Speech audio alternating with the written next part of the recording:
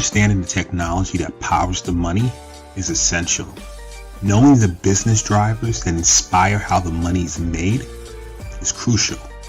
Bridging the gap between the mind of the technologist and the mind of the business is monumental. That is what TBF is all about. Let's start this never-ending conversation. It's time.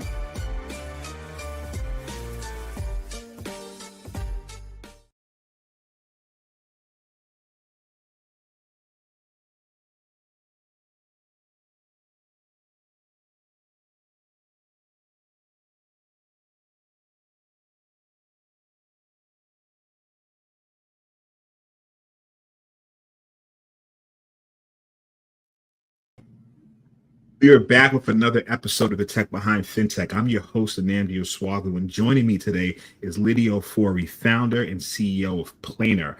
Really excited for today's episode. We are going to dive into AI. The title of the show is Think AI is the Answer. Here's what every fintech needs to know first. Lydia, welcome to our show. Thank you so much for hosting me, Nnamdi. It's a delight to be here today. I'm looking forward to a very engaging and insightful conversation of a topic and a subject that I love talking about, all the time. So, the next 4 to 5 minutes is going to be awesome. That's what we love to hear. So before we dive into the show, we're going to do some housekeeping. We are streaming live from Facebook, LinkedIn, YouTube. We have another stream going from Instagram on the side. And that is housekeeping. As you know, Tech Behind FinTech, we're live every Friday, 12 p.m. Eastern Standard Time. Our show is sponsored by Strategic Generation. With that said, let's get into today's show. Think AI is the answer. Here's what every fintech needs to know. Like always, before we jump in, we're going to introduce our guest with her extensive bio. Let me read it now. Lydia Ofori is the founder and CEO of Plainr. Plainr is improving the accuracy of AI-assisted analysis and accelerate analysis speed for investment firms from private markets to mainstream. Lydia has over 20 years investment management industry experience and has helped private assets, hedge funds, and traditional asset teams at both large and boutique firms launch new investment strategies and raise assets from institutional LPs and family offices. Lydia remains an active contributor on the global fintech advancement and a strong advocate of female advancement in fintech. She currently sits on the global committee of 100 Women in Finance Fintech. Previously, she was named Milken Institute Young Leader, active 2016 to 17, and sat on the education committees for CFA UK for 5 years and 100 Women in Finance for 3 years. Her thought leadership on investment selection and strategies have been published by the Chartered Alternative Investment Analysis CAIA Association. In transitioning from her first career into the technology sector, Lydia authored and published a preliminary paper, The Future is Now, a marriage of novel technologies and traditional financial infrastructure for the democratization of privately held assets in 2021. Lydia completed executive education at Columbia Business School, New York. She holds a master's in financial management and honors degree in business studies from the Robert Gordon University, Aberdeen, Scotland. She is an active CFA charter holder and CAIA charter holder. Wow. Amazing. A long bio. I didn't realize that we've done all of that by hey-ho. Yeah, all good, man. You've accomplished a lot of stuff. Plainr, what is it? As you mentioned in my bio, I started my career in investment management, right? And within investment management, we make decisions based on qualitative information and quantitative information, right? So the quantitative stuff is time series based. You get your numbers and spreadsheets and whatnot, and you analyze the information. Is, from my perspective, is one of the most easiest thing, but maybe not easy for everybody. But and it's very exciting to do. The other aspect, the other information that you need is a qualitative information. And my God, that is you sitting down to read a lot of research papers. You open up your eyes to understand what is coming around in the news, Bloomberg, etc. And then you as the analyst, whether it's a PM or analyst, portfolio specialist, whoever you are, whatever role that you fulfill, you make a judgment based on that information. And of course, you have to bring the two together, qualitative and quantitative, to sort of come to the end goal and make that final decision, right? Unfortunately, qualitative information is not as structured as quantitative information is. And so typically, most of the time, all the qualitative data that's coming through to you, it looks like chaos. It looks like there's a lot of things going on, right? And it takes a lot of time for you to understand the patterns in the data itself and the information, the newsflow that you're getting. So I sat down, I went through, personally, I had a situation where I was like, okay, there must be a way, somebody needs to do something to help me to understand what the pattern is in all this information that is floating around, right? Somebody needs to help me to make things clear enough and plain enough. That is how the name of Plainr came about, making things plain, making things clear in the midst of what seems like chaos, right? And making it easier for one to assimilate data and information. Now, obviously, that as professional explanation and experience was also backed and underpinned by my own personal experience. I remember one time I went to Hong Kong, two events, I should say. Hong Kong, downtown Hong Kong, lots of people, roaring about, going about their daily business. And I thought, where is the pattern in this information? Where is the pattern in all this kind of like chaos that I see? I stood back and lo and behold, I could see some sort of uniformity in the people that are going on about. Same experience when I went to Lagos, Nigeria. Really great time. A lot of people rolling about, going about their business. On the surface, it looked very chaotic. When I stood back and I observed what was going on, I realized that there was a pattern that was underpinning the chaos. So bringing that experiences back to obviously, what I wanted to do, as a next stage in my career, I thought, okay, let's see what we can use technology to discover the patterns in what seems like chaos, typically unstructured information. So you ask, what is Plainr? The company is looking to make what seems, chaotic in data much simpler for companies. That means obviously working with data, making sure that data is of high quality status, and using AI to bring the insights forward much faster than what our human capabilities would allow us to do. That's really interesting. I like what you said about discovering patterns. Being in computer science, my background, I saw that early on, right? That the most complex things, the biggest challenge is to find the pattern. You have to go into it knowing that there is a pattern, because sometimes among the chaos, it doesn't look like it's any type of pattern, but it's almost like solving a puzzle that the pattern's there because almost everything exists with some sort of pattern. So everything is patternistic. It's about finding it. So that kind of struck me in your explanation, especially talking about Lagos and Hong Kong.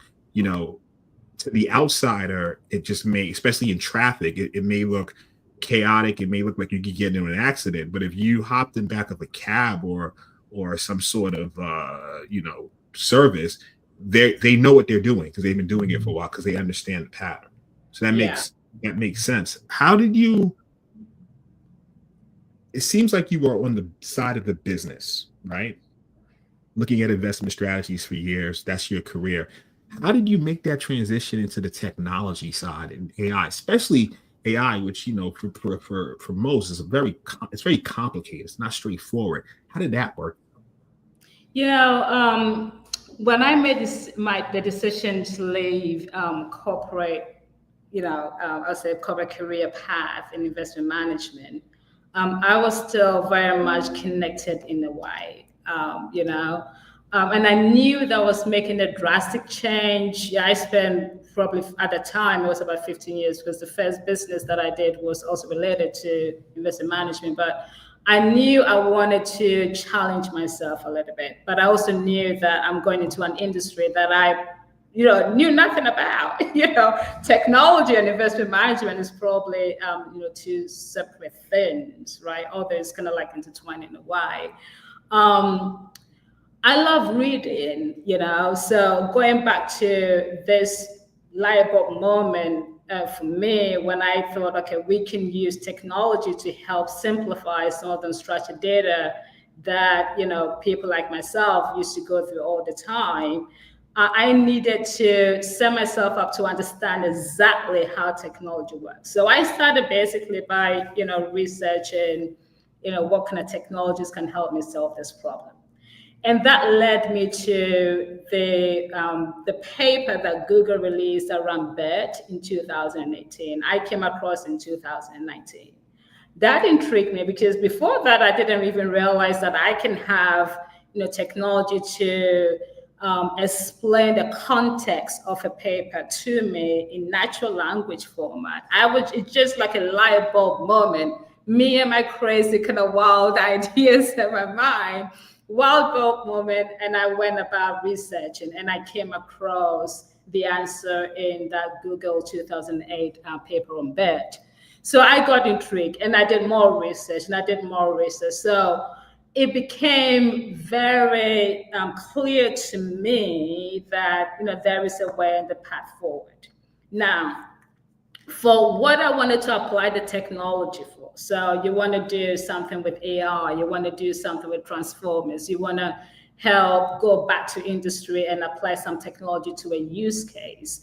It was very important that one understood the problems in the industry first of all, because most of the time the technologies are created by engineers, which is awesome. It creates that basics for us to take what they've developed and apply into different areas, right? Without understanding what happens in finance, creating something based on AI for finance would not actually make sense. It's just going to be another generic application of engineering to a bigger problem. So my research, turned out to be quite fruitful. I guess the other thing that personality-wise, for me, that makes sense, is I'm sort of, for me, if something sounds logical, like, it's a logic sequence of things, it's easier for me to grasp. And so transferring from my old career into technology was quite a smooth transition, if you will, for me. To start investigating some logical sequences and logical mathematical applications in technology. And so far, I've had a wonderful experience of working with some engineers, in-house and out-house, that have proved that maybe some of the ideas and assumptions that I had previously can be realized with technology. And it's just such a wonderful space to be in. We're going to go a little bit much more into, what we do, but I would say that, at the very basics of it is just logic being applied in different ways when it comes to tech. So if I'm understanding it correctly, the sequence of events, you have a long history in investment management, right? Which required you to do tons of research. So you strengthen that muscle, for lack of a better words, in terms of researching on a consistent basis, whether it's, various data sources to understand information, to understand where the market is going, understand market sentiment, understand various things so you can put together some sort of thesis. So for the firms that you work for, you can give them certain decisions on, okay, here's where things is going. This is what we should invest in. Doing that exercise for a number of years honed your ability for research. You now come across a problem while doing this, saying, this is extremely hard, right? I'm spending way too much time with various data sources, having to research, make my own assumptions, look at the market constantly. There must be a better way, right? Mm-hmm. At that point, you then take the same skill set that you've honed over the last 2 decades and then you start applying it to find that better way. Yeah. Google Bart, their paper came out. For you, it's another research paper, similar to the research papers that you were using for your investment analysis, but now it's researching for technology. It light bulb moment, because now you say, wait a minute, everything that I was thinking to make this thing easier is really possible. So now that goes down a different rabbit hole in which you start investigating the technology for Plainr. You then see, right, that, okay, going across this path, right, we're going to get, it's more generic. So how do we make it extremely specialized for financial services? Yeah. And that's when you start to, bring in the engineers and work that to come to that solution. It's a very, very good summary. And it is quite like a very interesting space to be at, really, when you come across, when you change careers that way, because you can see, what the technologists are doing, the engineers are doing, and you can see that, hey, if we shift the thinking a little bit this way, it could benefit this group of people, right, dramatically. And so for me, the experience is an adventure in itself, but also it was a new way for me to learn something new outside of what I've been used to for so many years. The skill set, as what you pointed out, the underlying skill set, research, sitting down, focusing, understanding logic, understanding mathematics, and so forth and so on, still applies. But then one is applying it differently. One is kind of changing, that the concept a little bit differently to apply it to a very new area. So yeah, that is a good summary of how the transition happened. I'm fascinated by it because I feel that it lays out a blueprint for people that are not necessarily in technology. Everything right now that you go into, technology is ubiquitous. It's like it touches on everything. So you have people that have certain skill sets and backgrounds from different verticals, specialized, whether it's in supply chain, whether it's in, I've talked to people in farming, just in how it applies to fintech. But I think what you were able to do with your blueprint on laying out, okay, how do you make that transition?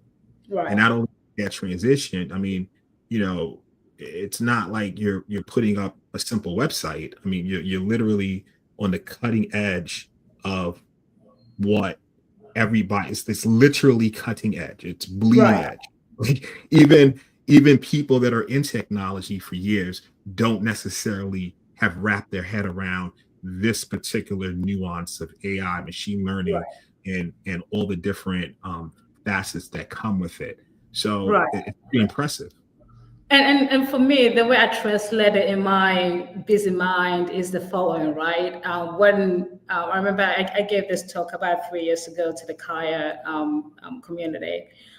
When a child is born, right, they learn from their parents, and there's a general language that the child gets to understand, right? So, for example, at the basic level, English is a general language, French is a general language, Mandarin is a general language, right?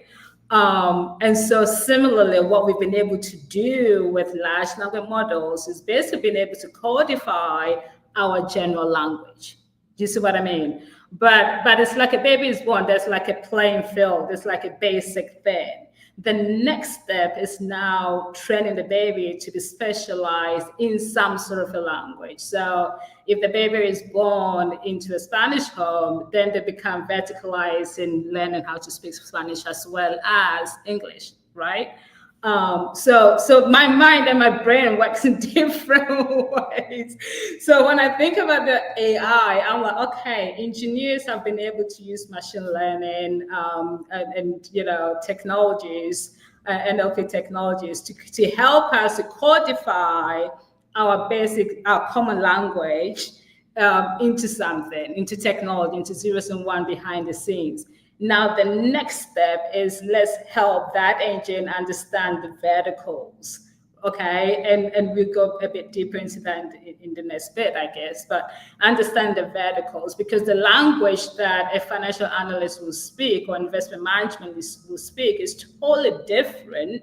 It feels like English, it is, but the meaning is totally different from what like a doctor would be talking about, if you see what I mean, right? So what happens in healthcare, for example, is we still communicate in English, which is a common language. We still communicate in Spanish, which is a common language amongst us. But then the terminology, the words that I'm using is specific to that industry. And so, that is, for me, breaking down what seems so complex into little steps and little logical sequences helps me to grasp what is happening in AI very quickly, and also helps me to understand how we can apply this beautiful technology to our vertical, which is financial services, and specifically into investment management, and then looking at how it goes even deeper into private markets and asset, in traditional mainstreams and so forth and so on. So, we always try to take feedback from our audience. So we have a comment, a hand clapping from Terrace Nicholson saying, Lydia, I guess this is one of some of your connections. He's Hi, clapping. Terrence. All right. No, look, makes sense, right? So moving, what we see happening, and this is things that I've in being in the industry and just watching how things go. Right now, you look at like an LLM service like a ChatGPT, right? Totally generic, lots of data from like 2,000 years. Moving forward in the future, the pot of gold is going to be in this specialized data, and firms that can now harness their specialized data, especially if it's proprietary, right? And they've been harvesting this stuff for years. That's the pot of gold, because now it's not shared by the overall global community. You have access to this. You put a LLM on top of it. Now the decisions and analysis that you can make at speed that you and your firm has access to, that's the pot of gold, no matter what vertical. And growing and harvesting that data, that's where I see the future going. You're shaking your head in agreement. Talk to me. Yeah, 100%. I'm very excited about this topic, as you can imagine, 100%. So, I'll give you an example, and then I'll go back into the data conversation. When we started, investigating the application of large language models to financial services, we noticed something, right? You can take like a pre-trained bet and you ask it to give you a sentiment around some sort of text. And bet is very, very, very good because it can help you to get context, or it translate context on unlabeled data faster. It's very, very strong in that way. I'm sorry, Bard? No, BERT, B-E-R-T. So that's bidirectional encoder representations from transformers. It is basically what Google uses, and it's what underpins your Google search effectively. Okay, cool. Thank you for that. Yeah, BERT, B-E-R-T. Fantastic technology. So you ask it to, tell you, it gives it a sentiment of a text. It can do that very well on general conversations. But if you say, okay, tell me the sentiment of a text or a sentence like, unemployment is rising, right? Unemployment is rising. It will tell you that's a good thing because it's taking that, the rising element. It doesn't understand what unemployment, the impact of unemployment means on people, on the economy, on assets, and so forth and so on. Right. So if you kind of like, if you don't do anything around the data, or if you don't fine tune the AI in a way that suits the vertical, the responses might not be the same, if you see what I mean. So for us, that was a light bulb moment, number one. And then the second thing that we recognize, your point, I see organizations as hubs of intelligence. They've been working, businesses have been around, for decades. So imagine if you've been in investment management or private equity or hedge funds for about 20 years, 10 years, you are sitting on a lot of proprietary data, right? And, we have been blessed with this wonderful technology that will help you to harness intelligence from the data much faster. What we realized when we started talking to companies, investment managers, is like, look, most of us have been, and through no fault of ours, we didn't realize, or we didn't ever think that we're going to come to this stage where AI will be so freely available to everybody, and the commercialization will happen this fast. But internally, the data practices have been quite poor. We haven't prepared our data in a way that it can be easily consumed by any AI model whatsoever. Data at the moment is sitting in SharePoint folders, very disparate, very siloed. That is number one. Some are even sort of, sitting in SFTP files. So it's very kind of like, spread across many avenues. That is one problem.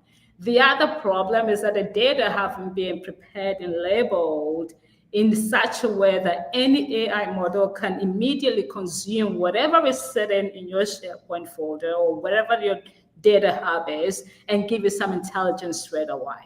Okay, so we here building the models, but the companies that we're servicing it to, can't do anything with the models because the data is not ready. We don't have to sort of create new models per se. We just need to make sure that the data that we have, the proprietary data that we have, is prepared appropriately, is labeled appropriately, so that it can give us the outputs that we're looking for and the intelligence that we need for the engine to help us do.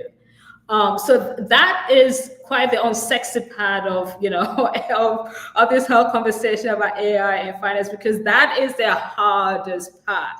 How do I prepare my proprietary data that's been sitting on folders for more than 20 years in a way that if I put into any AI model, it will understand it and give me the intelligence that I need. And by the way, another thing that I should mention and add to this point is that the humans within the organizations are human experts, right? They've been working on these problems, investment strategies, whatever the vertical is, for many, many years. So you cannot ignore the fact that the human itself is superbly knowledgeable about what you're doing. So if we're asking the AI to be the companion, the co-pilot in a way to support what the human is doing so the human can be optimized to the 1,000 degree, then it means that the AI, as much intelligence as it is, it needs to be optimized as well to be able to be the best companion for the human expert, right? And that brings the whole conversation back down to data. What is the plan for our data management? How do we, prepare the data? How do we even transform all the 20 historic years of the historical data that we have sitting in pause and prepare effectively so that the AI can consume it and help us to do our work much more effectively? So that is where we are, I think, at this point in the conversation. Brilliant. So I'm gonna get this right. So I heard an analogy, right? I read an analogy a little bit ago, right? And it was, it's looking at creating these models from it's like making a smoothie almost, right? So you have all these ingredients for your smoothie, right? And something as simple as not taking a whole banana with it being peeled and putting it in the smoothie, you have to remove the banana peels, right? So for those that are, so everyone could follow this conversation, think about it from that analogy, right? The data that we're talking about, these are all the different ingredients, and you want to make this smoothie. And the smoothie, at the end of the day, is going to be the model and that we're trying to create. And that model is going to produce labels in terms of, when we talk about labels, these are our predictions. That's what this model is going to produce. So you have this smoothie and all these ingredients laid out, but it's not ingredients that it hasn't been properly cleaned, right? It hasn't been properly banana peeled, skin is on the apples, all these different things. So now you got to take all that stuff off just to start making the smoothie. Smoothie's not even made yet, but that is step number one, because who's going to take a whole banana and throw it in this smoothie? It's crazy talk. No one does that. So when we're talking about, so one of the things Lydia's talking about now, we have this situation where these firms, right, are sitting on proprietary data that's not public. It's proprietary data that they harvested just for years being in business, but it's similar to that smoothie, right? They need to figure out a way to peel the banana, to cut the skin off certain things. If you know, somebody might not like seeds. It might be berries that are in the dirt. You know, me personally, when I make a smoothie, I clean my strawberries with vinegar and baking soda to make sure they're clean, right? So it's all these things we have to do just to be ready to make the smoothie. And that, you know, seems, and correct me if I'm wrong, like the most challenging part. What are your thoughts? Right. You know, because when you look at, people kind of look at it from the macro level, from the top level, and it scares them because there's a tons of data. Let's face it, there's so much data. So and that's quite scary. They're like, okay, we're gonna have to step back, you know, years of work, etc. But what I sort of, you know, people sort of reach out to me for expert insight about these things, and what I say to them is, look, let's start small. We don't have to start looking at the whole building from the roof. We have to look at the foundations, and from even with the foundations, we don't have to look at the whole foundation. We can look at just one room, right? So let's start small. Let's look at a small set of data for a particular department. Okay, so if you invest in management, let's start with maybe the finance department, maybe the investment team department, and even within investment team, let's look at a very small area, you know. Let's start small and see, you know, how we can get this data prepared and utilized in AI. And if we're successful in this small exercise, then we can replicate that in another area of the business. So when we break it down like that, it doesn't seem too much of a gigantic sort of, you know, exercise to do. But ultimately, AI is here to stay. AI is such a revolutionary technology. So one way or the other, we have to deal with this proprietary data problem to be able to capitalize on this wonderful technology that we have. So yeah, it's about starting small, I believe, and then growing up from there on out. But eventually, data have to be prepared appropriately. Like that, because, you know, that concept fits well into the, even from a lean startup perspective, right? It's like, you know, how do we just get the minimal viable product, right? To prove the thing out, right? So, you know, in looking at it, you know, you come across a firm, they have swaths of data for the last, I don't know, 4 decades, right? 40 years worth of data. You'll now say, okay, instead of boiling the ocean, let's take a small part and focus on one department. Even within that department, maybe focus on one problem, right? Now you take questions on that process, a few questions. Question number 1, what's the process in selecting the data to solve that one problem? And question number 2, what are the data preparation steps that you would go through? And 2 data prep steps. Okay, so so one of the things that, you know, in our path and conversations with you know, investment managers we came across was, okay, at the moment we don't want whatever system that we're going to use. Okay, we don't want to switch or suddenly change our behaviors. We're still going to store information in SharePoint or whatever folder it is, right? And that needs to remain because we're trying something new at the organization level. So we need to have like a parallel, if you will, execution process or parallel path to the innovation process. The smallest element of this whole big data thing was, okay, you know, we have hundreds of files. We're going to break the files into different file types: PDF, right? PowerPoint, Excel, Word document. What's the common file type right now when we look at all these sort of data that sits on the folder top? And we say, okay, well, the easiest thing would be if we can look at, PDF information that is stored in SharePoint, right? So that is one small element to it.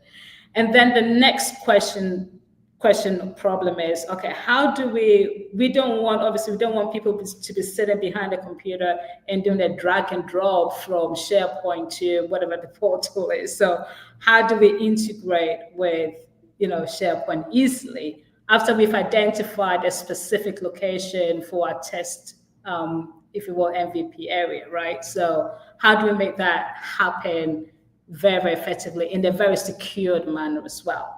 Thankfully, most of the organizations that we're talking about use Microsoft environment, which is, quite secure in itself. So once you establish this data type and a small SharePoint area that is secured, and then we think about, okay, now we're going to look at how we make the data available in whatever portal that the AI is going to consume the data from. So, integration.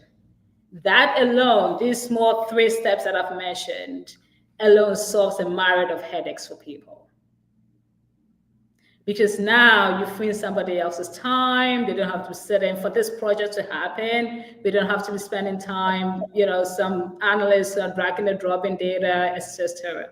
We also don't have to start transforming all data types. We are now focusing our attention on PDFs only to prove a point that we can work this through. Okay, and then once we get that done, we come to Word, PowerPoint, and so forth and so on, right? So that's point number two. And then coming back to what are the, how do we transform the data in itself for it to help us prepare a good base for the AI to ingest. So when it comes to financial services, obviously, let me step back a little bit. There are certain technologies like, computer vision that helps us to extract information from PowerPoint, like the text, PDF into a space where we can now start passing the information. So that is easy to do. However, we also know that information, most of these documents that we're talking about will come with a lot of disclosures that perhaps you don't need in your AI. So here you have to think about some logic to exclude certain elements from the data. For example, you have to think about what sort of information you want to extract from the PDF documentation, right? So all of that information is quite critical. How do you arrange the data? You have to have some technology, some AI that will help you to extract the context of the data in a very systematic way. And then the last point is we're talking about financial services, because you don't want to go back to a space where, the AI is processing the data from a generic perspective. You want to train the AI to think like a finance person, like an investment person, which means that they need to understand the lingo, right? They need to understand the categorization of information.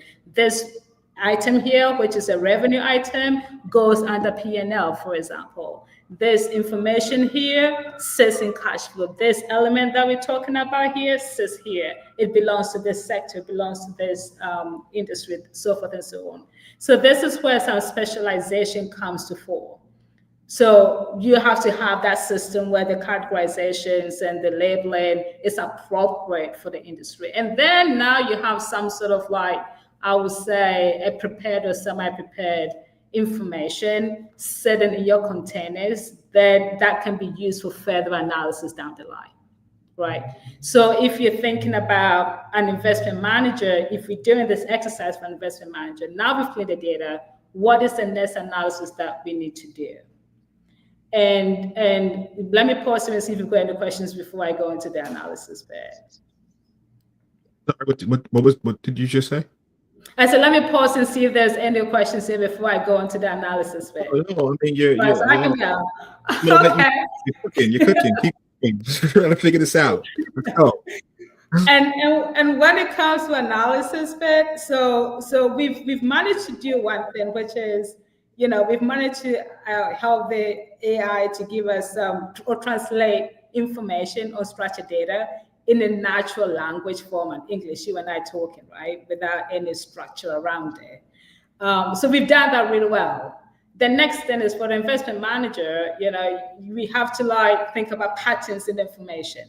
Okay, if you are sort of, you've prepared the data for it to calculate or measure some sentiment for you, it's giving you a sentiment in point in time. But as we know, for investment managers and for the work that they do, they look at patterns, they look at how things are changing over time, right? So then you have to think about, other models to bring to fore to make sure that, if somebody queries the data, they can get the instant result. Like today, what's the sentiment of this item? But they can also track how things have changed over time. And that, again, is another special element of the AI that you need to merge into the general sort of language model that you prepared your data for. So if I can summarize, correct me if I'm off. Sure. The first step in terms of looking at, this overall hypothetical firm we're talking about and developing this minimal viable product is you went from the SharePoint and got a consistent file type in terms of saying, we're going to focus on PDFs, for instance, as opposed to all these other file types. Then, right, you put it through some sort of, you have to then figure out a way, how do we migrate all these things in bulk over to a shared place where securely, because that's, my background is security, so I'm happy that you said that. I smiled when you said that. I love when people harp on that. We're going to put it in a secure location now. And now we have to, we're going to use, you mentioned computer vision to extract that data, but we don't want everything in it because it has some disclosures that the data doesn't need. So we're going to exclude that, right, to some sort of filter. Now that when we get the heart of what we need, we have to categorize it in financial terms. And that's the secret sauce, because it's not just taking the data, it's really the categorizations that the financial professionals will, their lingo, how they think, because this is going to serve as a co-pilot. That's really the secret sauce of it. So, after that part that you mentioned, right, it's so help me out from there, right? You get that part, and then where do we go from there? And so then you have to think about if the use cases for the investment management team, for example, in addition to looking at things instantly, like what is happening right now, they need to understand changes in that item, right? So if you're calculating whatever it is, whatever you're tracking, one needs to be able to have another model embedded in there to help track those changes. And so that requires some specialist, insight, if you will, to support that process. Question.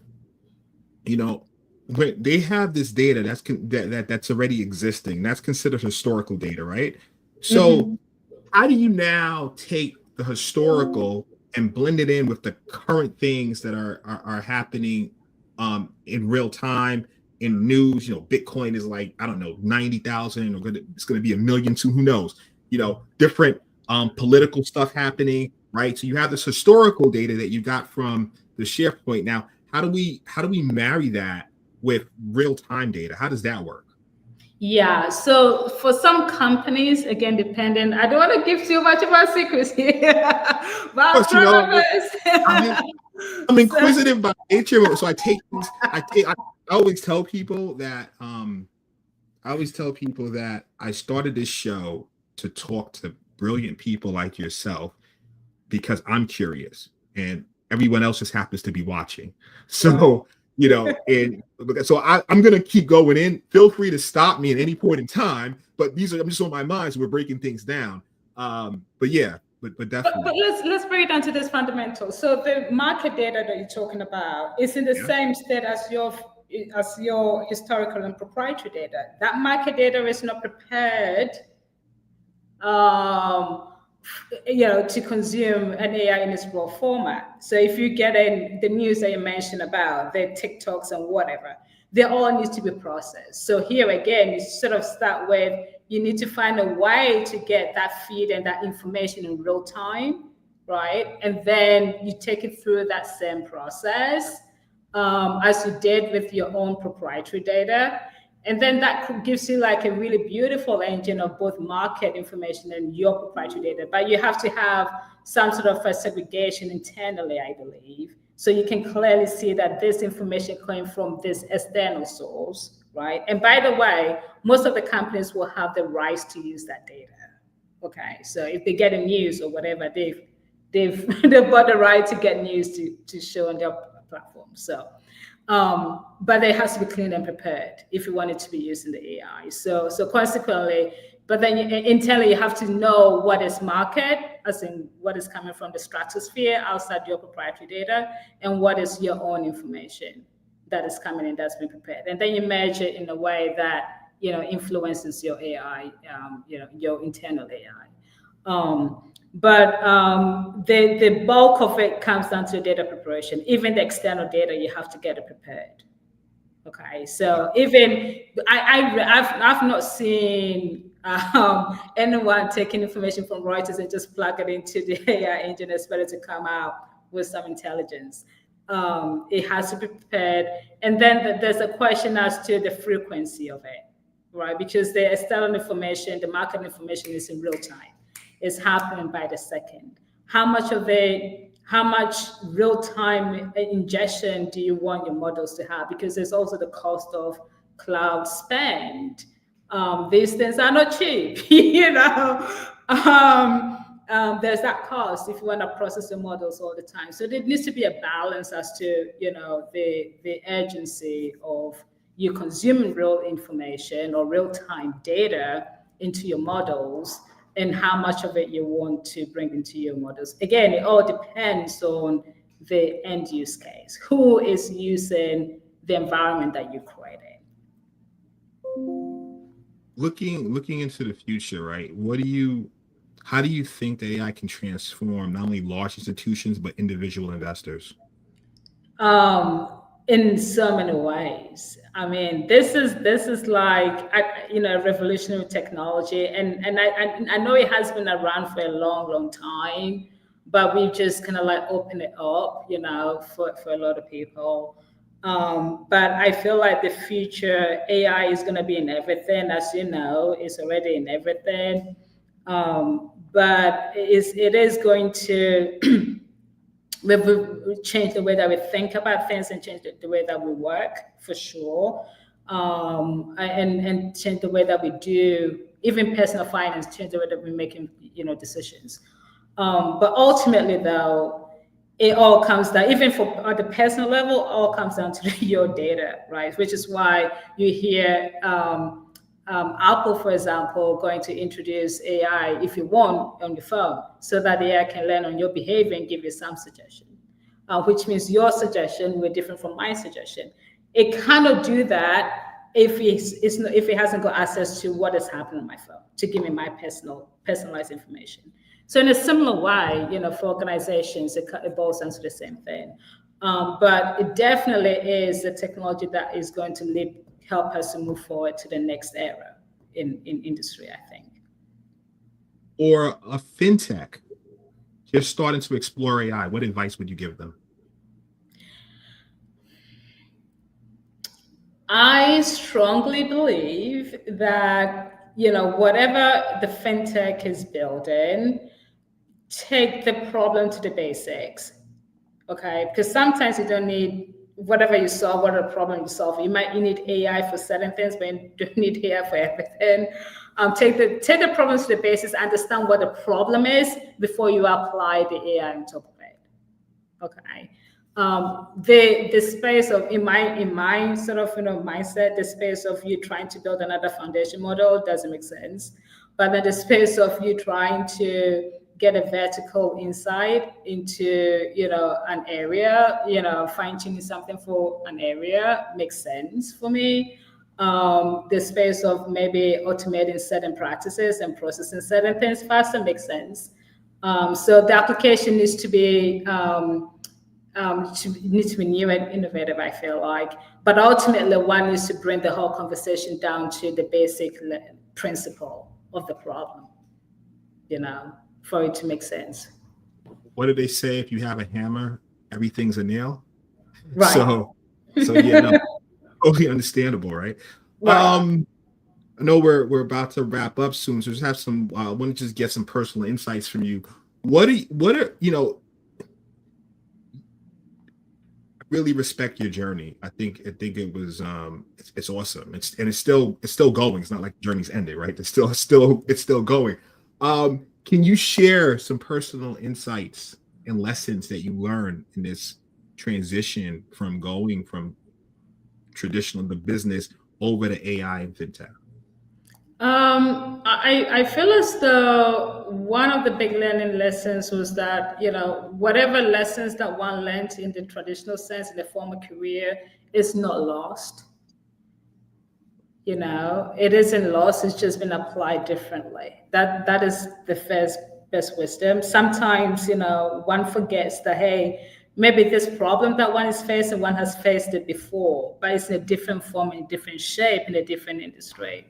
But then the skill set to solving that problem is probably the same. Resilience and understanding exactly what the fundamental issue is, and then bringing the solution on top of that.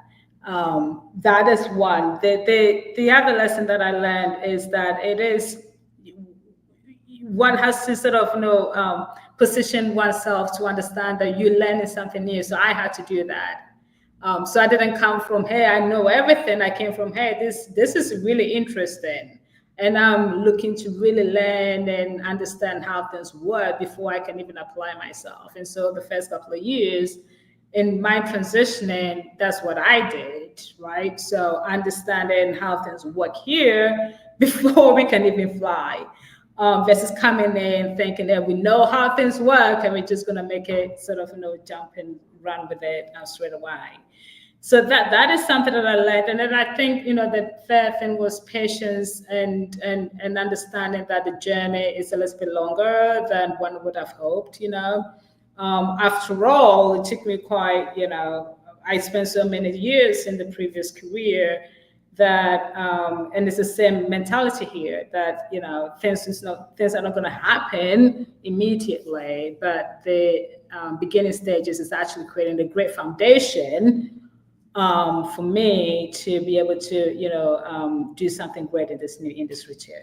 So it's a lot of words in there, but hopefully some wisdom have been extracted from from all of that. Definitely, I heard from listening to you, I heard resilience, I heard patience, I heard building your foundation to really get a baseline understanding, Right. and then getting into the problem. Last question: what inspires you? The future. What we can do at Plainr and what the whole industry could be. I mean, I'm excited by technology. I'm excited about the future, and the future actually isn't that far off. It's about, if you think about it, we think the future is going to be in 10 years' time, but actually, it's probably like next year or whatever. But what could happen, what we could produce as a company is really inspirational for me, and generally within the technology itself, like AI, the boundaries of it, we haven't, I don't think we scratched it just yet. For me, that's inspirational. It helps me to wake up every day and say, okay, I'm going to go at it again. We're just going to sort of push down and knock doors today. Love it. So what we do at the end of our show, we give our guests like 1 or 2 minutes just to talk about how people can find their company, basically whatever you want to talk about. So we give our guests that time. So I'm going to do that for you right now, and I'm going to get off stage. Well, thank you so much for listening in. I'm obviously very excited about the problems that we're solving for investment managers, started from private equity to mainstream. But we know that we're only starting and scratching the surface of the problems that we have identified so far. So if you're listening to us right now, we want to talk to you. We want to, go a bit deeper into some of the issues that you have internally and see if we can help you solve them, right? We come in, we listen to you, and we provide a solution that works for you, as well as help your teams love the technology that you're introducing into their daily lives. So we would love to hear from you. We would love to hear you share the problem cases that you want solved. You can reach me on LinkedIn, Lydia Ofori. You can also reach my company. Of course, it's on LinkedIn. We are also on X via Plainr. On LinkedIn, we've got a page, Plainr, of course, Plainr. You can search for us and connect with me. Always happy to take a call. Always happy to connect with you to go through the problem cases that you want solved. So we'll be delighted to hear from you. Thank you. And I should add that if you do that, we've got a very special treat for you. Who wouldn't like a treat? Treats are great. So we'll talk about that, but it can come in the form of, look, give me some credits, for example, to test what we provide for you. Give me some trials for free and things of that nature. That sounds absolutely amazing. Lydia, thank you very much for your time today. Definitely great convo. I enjoyed it. I'm sure my audience enjoyed it as well, and they took some stuff. As I always say to the audience, thank you very much for listening. Thank you for the DMs and messages behind the scenes. Whether you watch the show live, whether you watch the show tomorrow or next year, we thank you for your viewership. Tech Behind FinTech is live every Friday, 12 p.m. Eastern Standard Time. So look forward to catching you next week. To our guests, once again, thank you very much. And on that note, we will bid you goodbye. Thank you so much, Nnamdi, for having me. Thank you for joining this conversation too. Yes. Bye.